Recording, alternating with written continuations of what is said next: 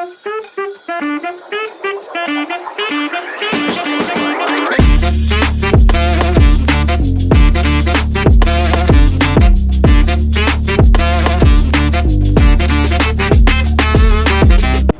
Everyone, আজ সন্ধ্যাবেলায় plan হয়েছিল যাওয়া হবে অরুণ আইসক্রিম খেতে, বাট যাওয়ার জন্য বেরিয়েছিলাম কোথায়? অরুণ আইসক্রিম খেতে কি করছে?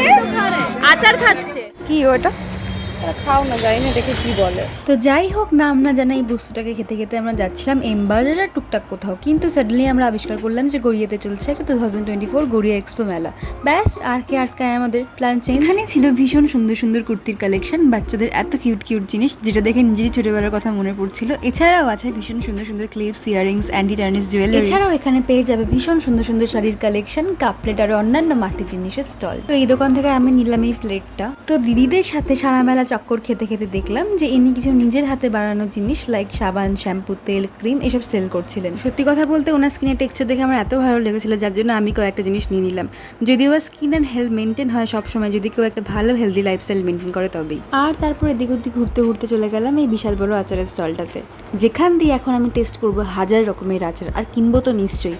আচার বলে কথা, আচার কিনতে এসছে, চালটা চাল কুমড়োর ফারাক জানে না। একই দেখতে কি রে। এই এতগুলো জিনিস কিনে এবার ফিরবো বাড়ি। এই মেলাটা থাকবে 1 মাস মতন, মানে পুরো আগস্ট মাসটা। তোমরাও চাইলে ঘুরে আসতে পারো আর এক্সপ্লোর করতে পারো দারুণ দারুণ জিনিস। চলো আজ এখানেই শেষ করছি ভিডিওটা। ভালো লাগলে লাইক, শেয়ার, কমেন্ট, সাবস্ক্রাইব বা ফলো করে দিও।